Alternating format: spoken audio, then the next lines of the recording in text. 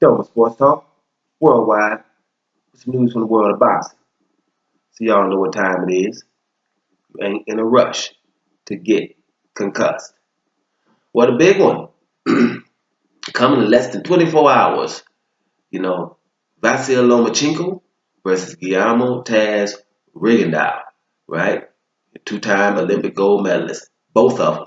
One of them fight for the ages in terms of two-time Olympic gold medalists going at each other. Well, they had to weigh in. Both of these guys make weight, which is pretty much easy. One of them was coming up anyway. The other one's just, ain't been at 130 so long, so he shouldn't have too much problems making 130. They both made it easily. Lomachenko's a lot bigger than this guy, but they both weighed their own weight. And they had an intense stare down. Talking about, we ain't turned, man. We're probably still looking at each other right now. Them boys is, making sure. Doesn't seem like either one of these guys are nervous. And, why would they be? They've been through it all. They've had about 600 fights in the amateurs amongst each other. So they've been fighting for a long time. This is normal. Guillermo Rigondeaux is 37 years old. Lomachenko's 28 years old or 29. They've been doing this for a while. So they're ready. They're ready to rumble. And I like the stare down. This fight is significant for everybody. Um, let's be honest. Rigondeaux's up against it. All the cards are stacked against him. Like you say, he's smaller, he's older, and a lot smaller. You're coming up two-weight divisions. Having to hear something that's just outlandish. I hope they do something about that. But we talked about that.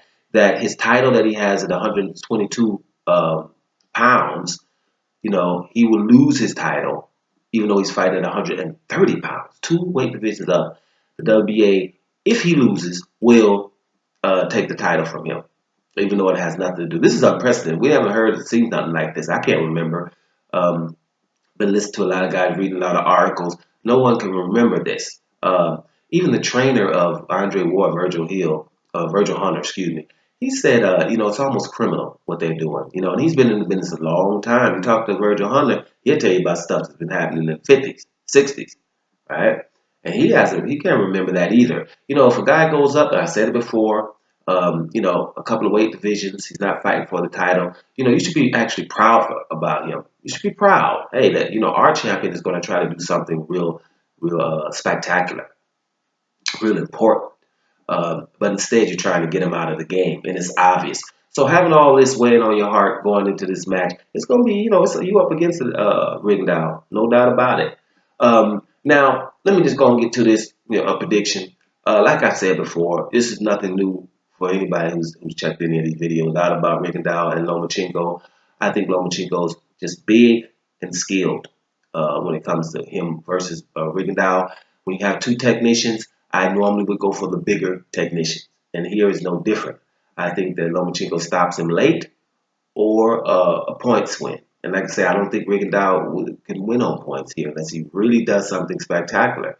I just think the politics will play their part.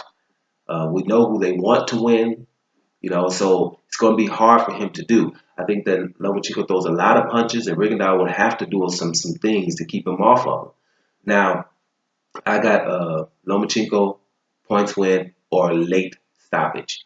Now, that's not who I want to win. I'm going for Rigondeaux. I would hope him to do something spectacular, and if he did this, I would hope that no one act like they didn't see it. That's the point there. So let's get ready to rumble, y'all. Dope Sports Talk worldwide, and I'm about to here, y'all.